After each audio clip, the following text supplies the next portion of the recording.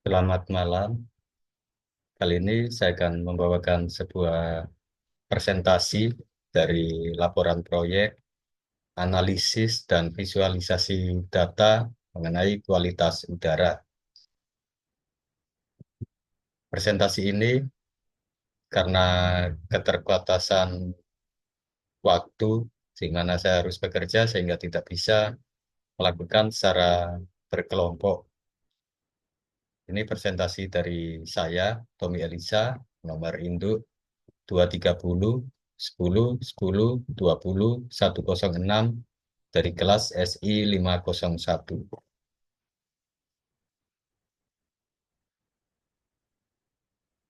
Latar belakang diadakan proyek ini yaitu yang pertama, pentingnya analisis dan visualisasi data.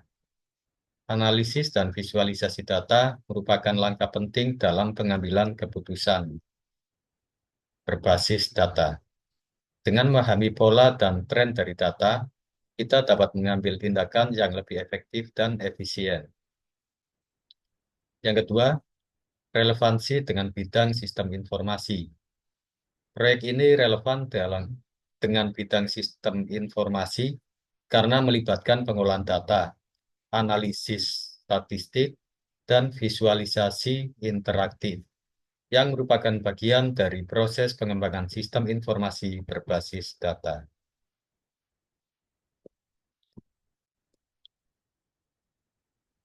Tujuan proyek yang pertama yaitu menganalisis dataset. Menganalisis dataset kualitas udara dari 12 stasiun pemantauan di Beijing pada tahun 2013 sampai 2017 untuk memahami variasi polusi udara dan tren temporal. Yang kedua yaitu menghasilkan insight berbasis data. Menghasilkan visualisasi interaktif dan insight yang dapat digunakan untuk memahami faktor-faktor yang mempengaruhi kualitas udara.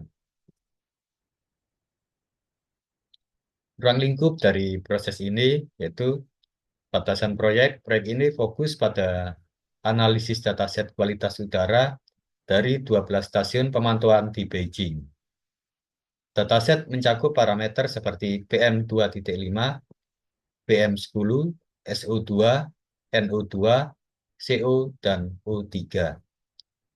Tools dan teknologi yang digunakan yaitu kami menggunakan Python, yaitu Pandas, Matplotlib, Seaborn, dan Streamlit. Juga Jupyter Notebook dan GitHub untuk deployment. Tinjauan pustaka, konsep analisis dan visualisasi data. Analisis data melibatkan proses pengumpulan, pembersihan, dan interpretasi data untuk menghasilkan insight. Yang kedua, visualisasi data membantu menyajikan informasi kompleks dalam bentuk grafik yang mudah dipahami. Metode analisis data. Yang pertama, deskriptif analisis, yaitu menggunakan statistik deskriptif, yaitu mean, median, dan distribusi untuk memahami data. Yang kedua, prediktif analisis, yaitu memprediksi tren masa depan berdasarkan data historis.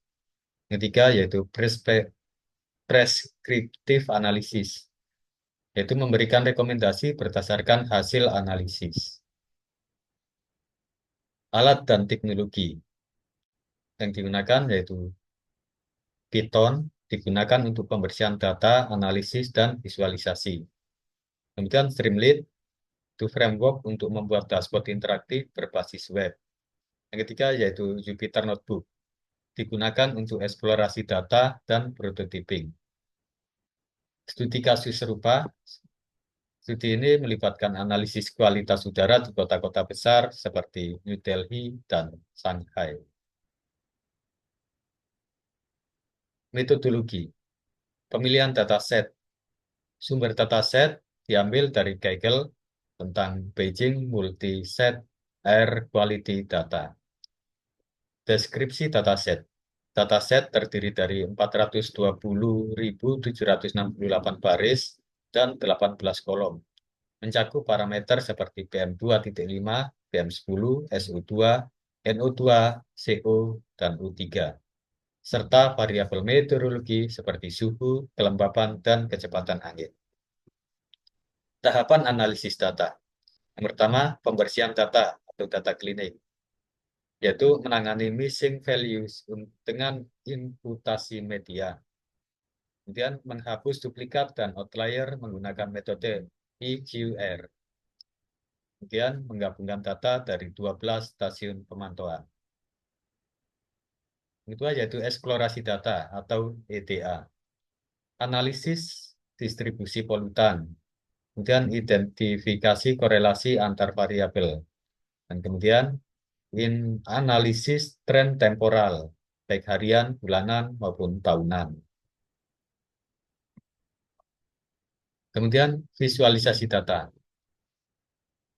Tampilkan line chart untuk tren temporal, kemudian heat map untuk korelasi antar variabel, kemudian box plot untuk distribusi polutan per stasiun. Interpretasi hasil, yaitu menarik kesimpulan dari pola dan tren yang ditemukan. Tools dan teknologi yang digunakan, yaitu Python Libraries, yaitu Pandas, Matplotlib, Seaborn, dan Streamlit. Kemudian Jupyter Notebook untuk eksplorasi data dan prototyping.